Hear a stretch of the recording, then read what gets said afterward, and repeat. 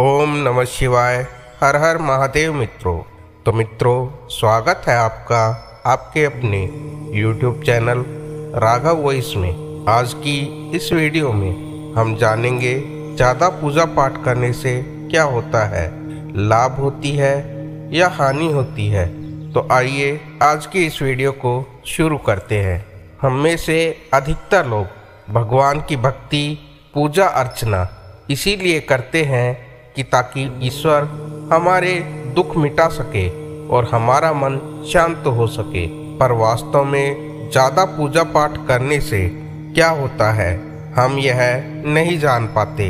अतः आज की यह वीडियो उन्हीं भक्तगणों के लिए है जिनके मन में भगवान के प्रति असीम आस्था है और वह चाहते हैं कि भगवान ही उन्हें भवसागर से पार लगाए।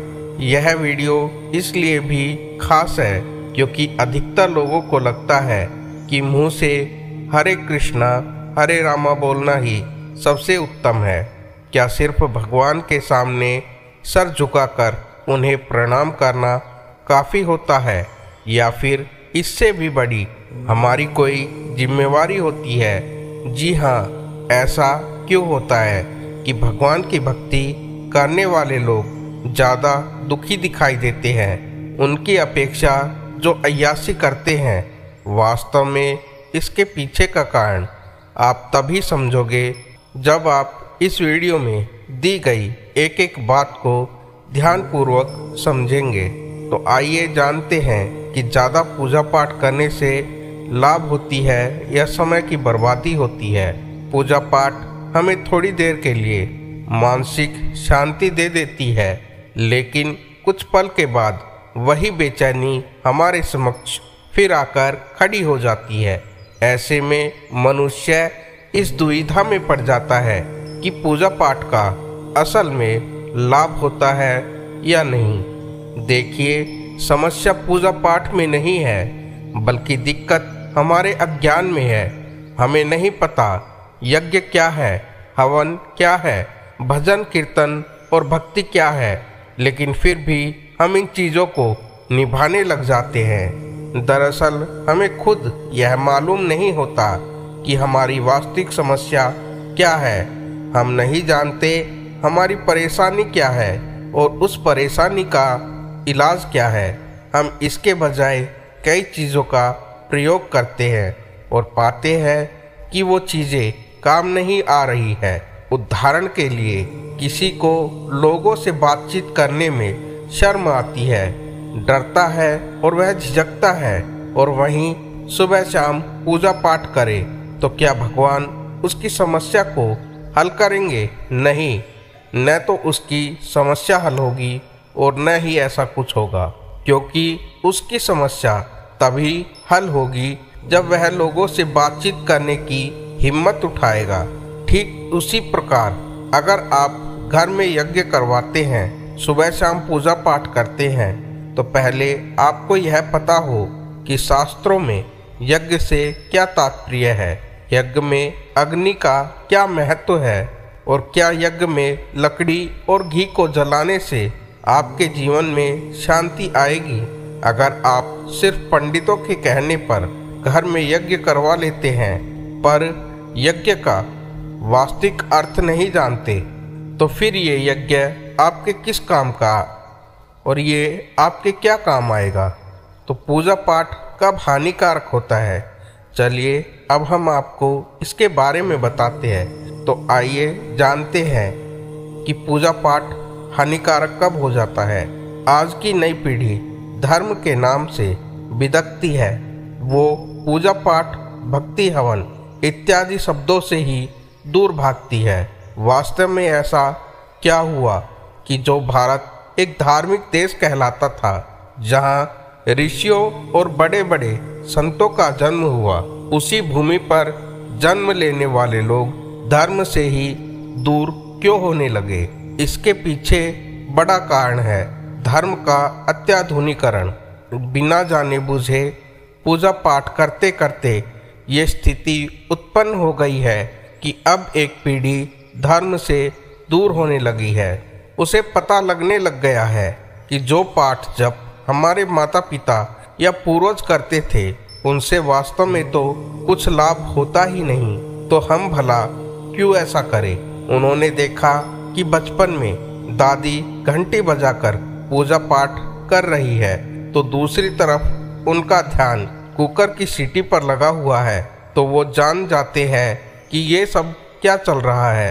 अतः इस प्रकार जब धर्म को हम समझ नहीं पाते और धर्म की क्रियाओं का असल महत्व हम नहीं जानते, बस निभाते रहते हैं, तो इसका परिणाम ये होता है कि एक पूरी पीढ़ी ही धर्म से दूर हो जाती है।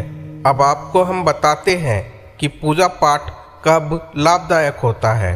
पूजा पाठ तभी लाभदायक होता है जब हम धर्म क्रियाओं का महत्व जानते हैं। कोई भी धार्मिक गतिविधि का हम पालन करें, इससे पूर्व हमें यह समझना चाहिए कि इसका उद्देश्य क्या है। अगर आप धर्म नहीं जानते तो भला कोई भी पूजा पाठ आपके किस काम आएगा। अगर आप घर में यज्ञ करवाते हैं और इस मनसा के साथ कि यज्ञ में लकड़ी जलाकर हवा शुद्ध हो जाती है, तो इससे आप भला किसको बेवकूफ़ बना रहे हैं। वैसे ही पर्यावरण में प्रदूषण बढ़ता जा रहा है, पर वास्तव में यज्ञ का अर्थ है कि स्वयं की आहुति देना, अर्थात अपने ज्ञान, ऊर्जा, समय, पैसे इत्यादि सभी संसाधनों को किसी सही कार्य में झोंक देना, ताकि सीधा आपको दुखों से मुक्ति मिल जाए और परमात्मा से मिलन हो सके।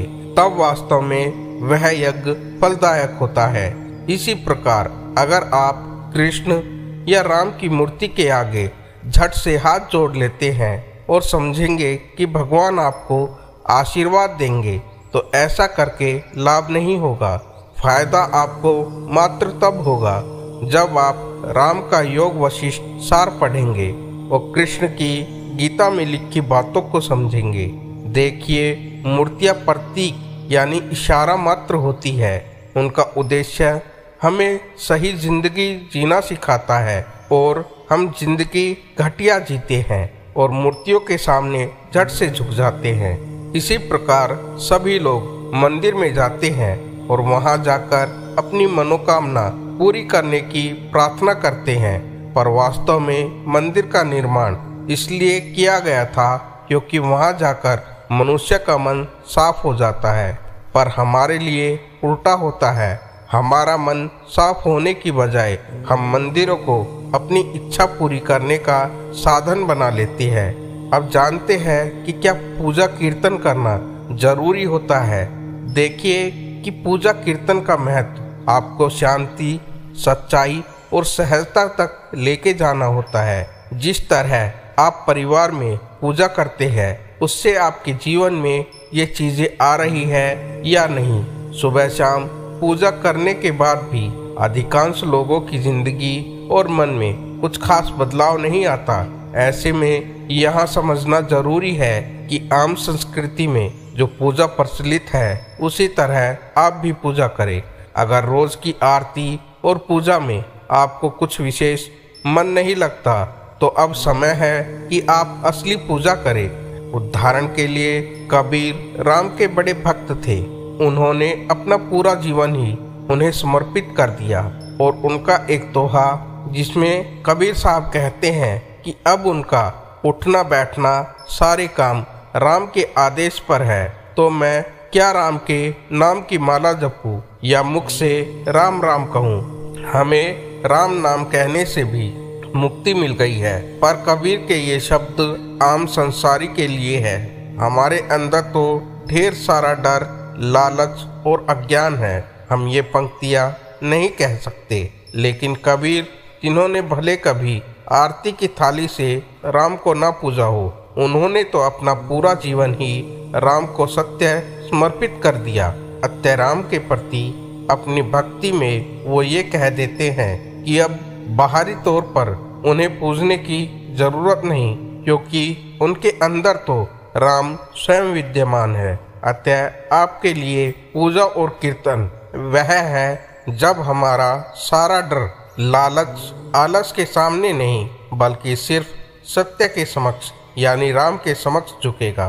तब वास्तव में समझ लीजिए कि अब हम राम के भक्त हो गए हैं। फिर आप बाहरी तौर पर पूजा कीर्तन करें या ना करें, इस बात से विशेष फर्क नहीं पड़ता। इसी बात को कृष्ण भी कहते हैं कि सारे धर्मों को छोड़ तू मेरी शरण में आ जा। यदि एक बार आप कृष्ण को समर्पित हो गए, फिर उनके आदेश पर जीवन चलता रहता है।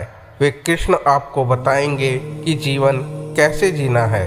तो साथियों, आज की इस वीडियो को यहीं पर समाप्त करते हैं। आशा करता हूँ कि इस वीडियो के पश्चात आपको पता चल गया होगा कि ज़्यादा पूजा पाठ करने से क्या होता है। अब आप अच्छी तरह से ये बात समझ चुके होंगे। तो अगर आपको वीडियो पसंद आया हो तो कृपया वीडियो को लाइक कीजिए और अपने दोस्तों में इसे शेयर कीजिए और कमेंट में जय श्री राम जरूर कीजिए। अगर चैनल पर आप नए आए हो तो चैनल को सब्सक्राइब करना ना भूलें, ताकि भविष्य में भी हम आपके लिए इस प्रकार की वीडियो लाते रहें। मिलते हैं आपसे अगली वीडियो में, तब तक के लिए हर हर महादेव।